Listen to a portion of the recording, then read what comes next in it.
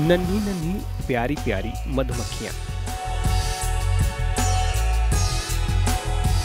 सदियों से हमें स्वादिष्ट और पौष्टिक शहद का रस स्वाद कराते आ रही हैं।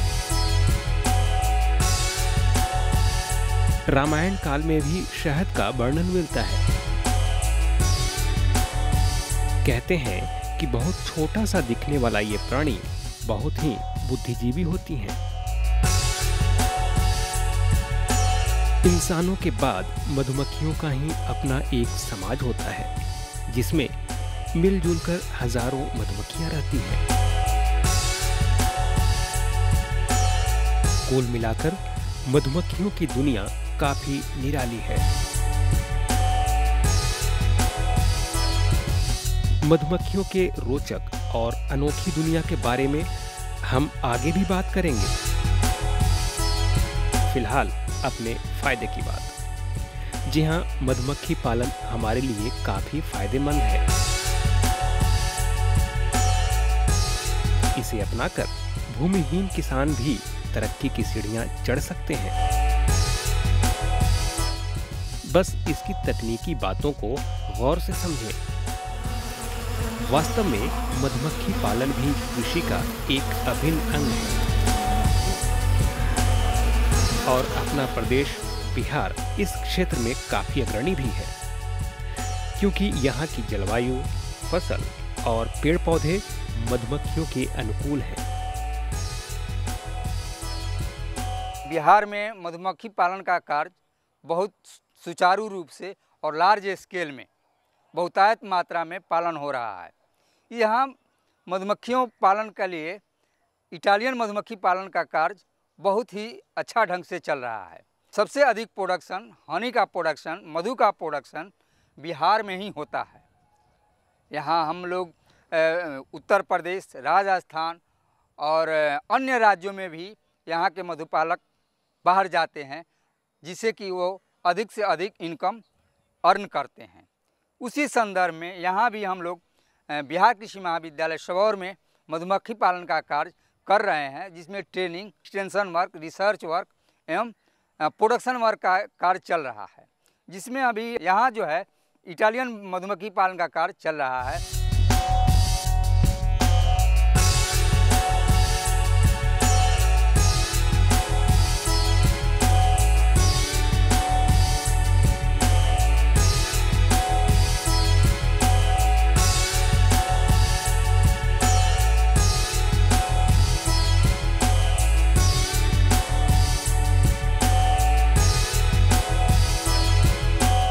इसमें अभी हमारा डर्थ पीरियड चल रहा है। इस डर्थ पीरियड में हम लोग शुगर की चाशनी बनाकर नेक्टर के रूप में देते हैं और पोलन के लिए हमारी मक्खी जो है मक्का पर जो है आती है, जिससे कि पराग कलेक्शन होता है। पराग कलेक्शन से वो अपने भोजन में मिक्स कर कर एग लेइंग या पॉपुलेशन को जो है ज़्यादा बढ़ाती है, जिससे कि हमारा मधुमक्खी की संख्या अधिक हो जाती है। यहाँ जो है मधुमक्खी जो है यहाँ आती है, जिससे कि पराग लेती है। पराग जो है हर मेल फ्लावर से कलेक्शन कर कर और अपने हाइव में ले जाती है, जिससे कि परागण की क्रिया भी होती है। फसल में 25 से 30% तक वृद्धि होती है और हमारे मधुमक्खी का पॉपुलेशन जो है ज़्यादा स्केल में हो जाता है। ऊपर में जब भी मक्का का फसल आप देख रहे हैं, ऊपर में मेल फ्लावर होता है और नीचे फीमेल फ्लावर होता है। तो हम जानते हैं परागण की क्रिया होती है, तो परागण में भी मधुमक्खी का बहुत 80% से 85% तक रोल रहता है परागण की क्रिया में। इंसेक्ट के द्वारा, अन्य इंसेक्ट के द्वारा भी होता है, मगर मधुमक्खी के द्वारा ज़्यादा होता है। वो मक्खी जो है पराग लेती है, उसी संदर्भ में उसका पराग जो है फीमेल फ्लावर पर गिरता है, जो फीमेल फ्लावर से क्रॉसिंग होता है। क्रॉस के बाद वो उसमें दाने आने की क्षमता जो है बढ़ जाती है, जिससे कि 25 से 35% तक उसमें उपज में वृद्धि हो जाती है। इसमें जो है मधुमक्खियाँ जो है अपने 2 बैग होता है, पोलन बास्केट कहते हैं जिसको, उससे पराग से जो है मेल फ्लावर से मधु नहीं, उसमें पराग मिलता है। पराग से कलेक्शन कर कर दोनों बैग में जो है पोलन बास्केट जिसको कहते हैं उसमें कलेक्शन कर कर करीब 1 से 2 ग्राम तक वो कलेक्ट कर कर अपने हाइव में ले जाती है, जिससे कि अपने बी ब्रेड के रूप में हनी, पोलन और अन्य जो है उसको मिक्स कर कर वो बच्चा को देती है, लार्वा को देती है, जिससे कि लार्वा जो है डेवलप होकर सुडौल और अच्छा निकलता है, जो हमारा पॉपुलेशन बढ़ाने में फ़ायदेमंद है। बिहार में 6 महीने तक अच्छी ढंग से हम मधु का कलेक्शन करते हैं।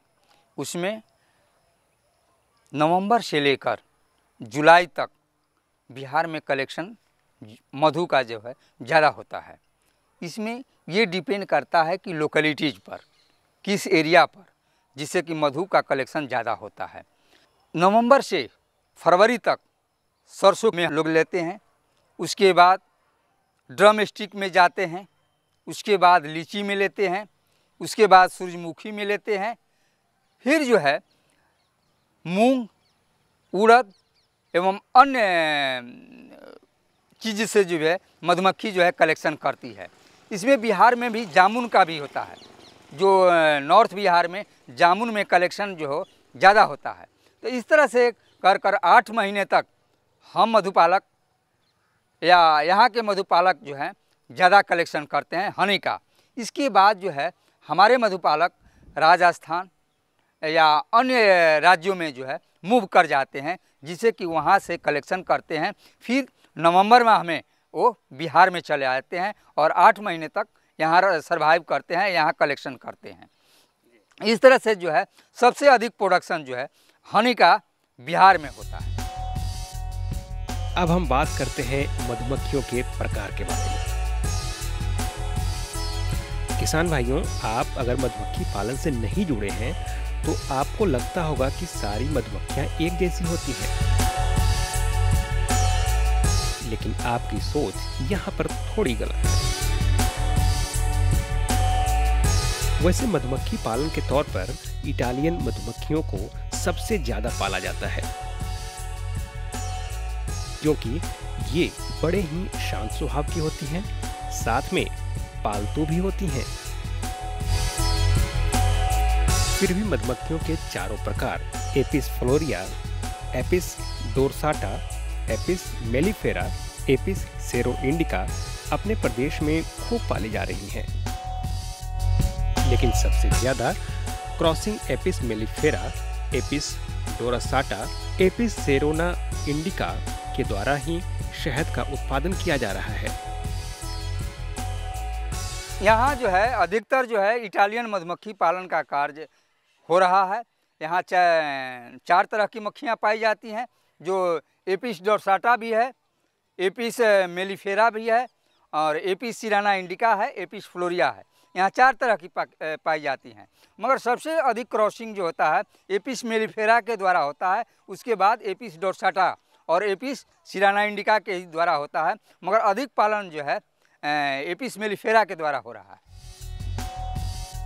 मधुमक्खी पालन के लिए खरीफ मौसम को अच्छा नहीं माना जाता,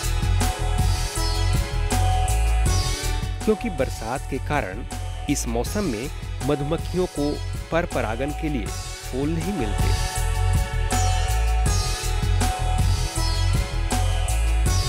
फिर भी कुछ ऐसे फसल हैं जो कि मधुमक्खियों को पालन में सहायक हो सकते हैं, जैसे मक्का, नींबू, जामुन, नीम, अमरूद, और इन्हीं से मधुमक्खियां पराग और नेक्टर लेती हैं। खरीफ सीजन में जामुन, नीम, करंज एवं अन्य प्रजातियां मक्का, ज्वार, बाजरा इन चीज़ों से लेकर अपने कॉलोनी को स्ट्रेंथ बनाती है और हमारा हनी प्रोडक्शन जो होता है ज़्यादा होता है। अधिकतर जो है खरीफ सीजन जो है मधुमक्खी पालन के लिए बहुत ही ख़राब सीजन माना जाता है, इसलिए कि इसमें इसमें नेक्टर या पोलन जो है अच्छा से नहीं मिल पाता है।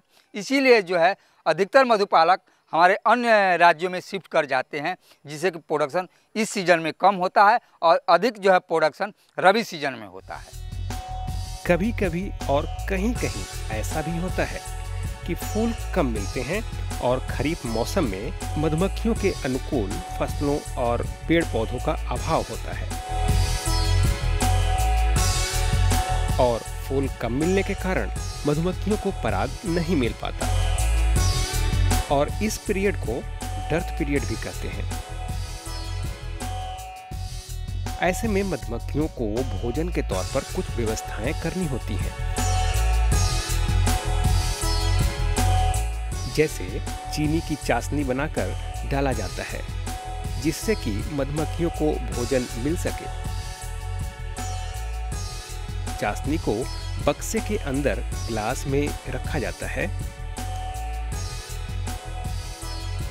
इसके अलावे भी कई तरह से इन्हें भोजन उपलब्ध कराया जाता है।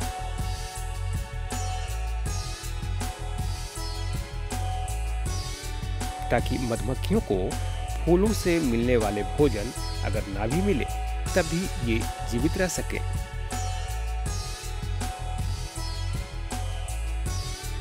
डर्थ पीरियड उसको कहते हैं जब मक्खी को पराग या नेक्टर का अभाव रहता है, उस पीरियड को हम लोग डर्थ पीरियड कहते हैं।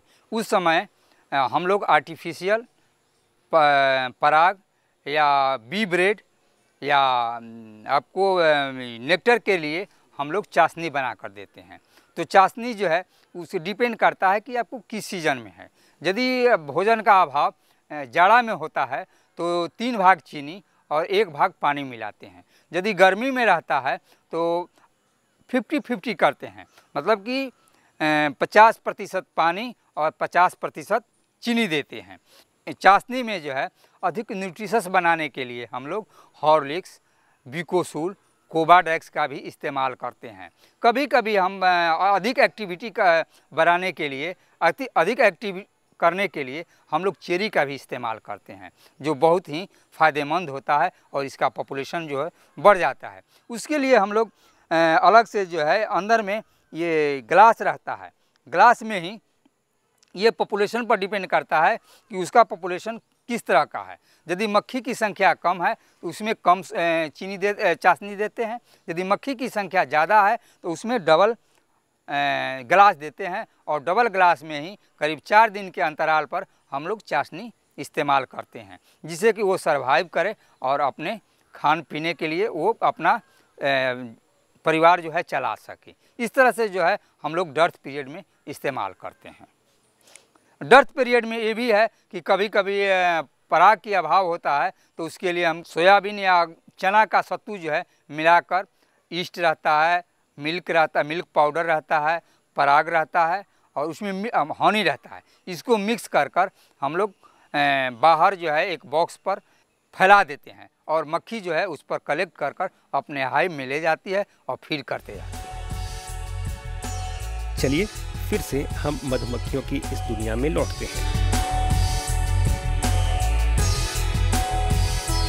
जैसा कि हमने पहले भी बताया कि मधुमक्खियों की दुनिया काफी निराली होती है। इस कॉलोनी में मधुमक्खियों के प्रकार और उनके कार्य के बारे में अगर आप जानेंगे तो आपको काफी आश्चर्य होगा। जैसा कि आप जानते भी होंगे कि मधुमक्खियों के समूह में एक रानी होती है। गौर करने वाली बात यह है कि मधुमक्खियों का संसार स्त्री प्रधान होता है। यहाँ सिर्फ एक रानी के लिए सारी मधुमक्खियां दिन रात मेहनत करती हैं। यही नहीं, हजारों की संख्या में एक ही जैसी दिखने वाली मधुमक्खियों का कार्य विभाजन के आधार पर कई प्रकार होते हैं। जैसे इसमें कोई नर्स होता है, तो कोई सैनिक, तो कोई श्रमिक वर्ग भी होता है ना निराली दुनिया इन मधुमक्खियों की।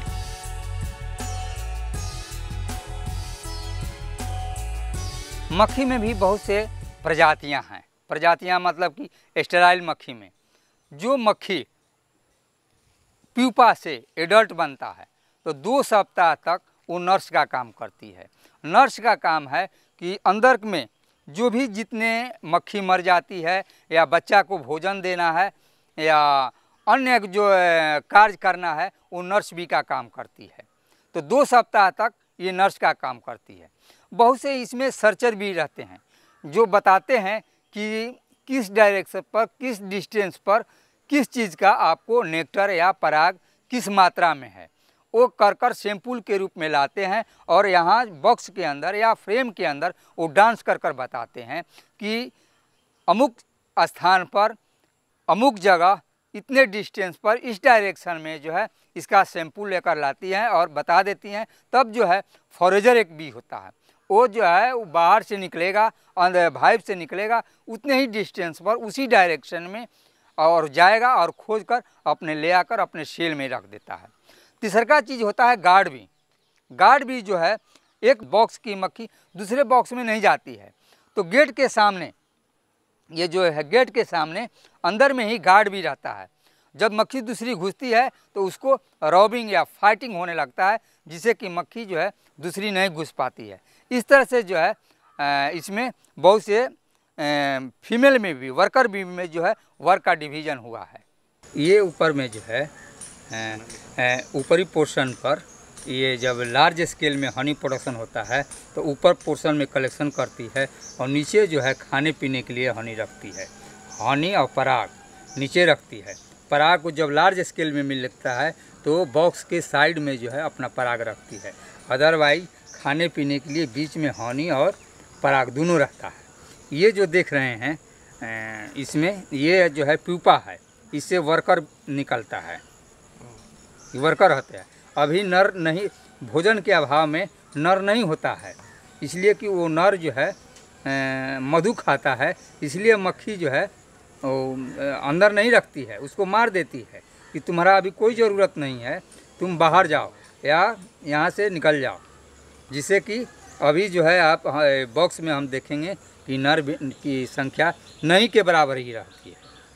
इस तरह से जो है ये 10 फ्रेम होता है और ये कर रहे हैं। ये जो है इटालियन मधुमक्खी है। आपको बताया गया कि एक बॉक्स में एक ही रानी रहती है, बाकी सब जो है वर्कर हैं। वर्कर में भी ये हनी है, फिर पराग रहता है और जो बंद किए हुए रहता है ये प्यूपा है। ये आप देख रहे हैं कि बहुत से जो है मक्खियाँ पराग लेकर घूमते रहती हैं, तो वो पराग जो है अपने सेल में रहकर फिर जो है अपने खोज के लिए चली जाती हैं। एक बॉक्स में एक ही रानी रहती है, बाकी सब वर्कर रहते हैं। जब भोजन का अभाव रहता है उस समय बॉक्स में नर नहीं के बराबर रहता है, और जब हनी फ्लो सीजन आता है उसी समय जो है नर का संख्या बढ़ जाती है और मल्टीप्लिकेशन का जो है बॉक्स का मल्टीप्लिकेशन का चांस जो है ज़्यादा होता है। इसलिए हनी फ्लो सीजन में ही नर रहता है और बाकी सीजन में, डर्थ पीरियड सीजन में नर नहीं रहता है। तो किसान भाइयों, हम इंसान ही इस दुनिया में सबसे बेहतर प्राणी हैं। ये बात इन मधुमक्खियों को देखने के बाद झूठी लगती है। आप मधुमक्खी पालन को अपनाकर इनकी रोचक दुनिया से रूबरू हो सकते हैं और इनके शहद को खाकर अपनी सेहत भी बना सकते हैं। यही नहीं, ये व्यवसाय चल निकली तो आप माला माल भी हो सकते हैं, क्योंकि मधुमक्खियों से शहद के अलावा भी कई बेशकीमती उत्पाद प्राप्त होते हैं। यही नहीं, कृषि के लिए भी मधुमक्खियों को वरदान माना जाता है। ये सभी जानकारी दी जाएगी आपको, लेकिन अगले भाग में।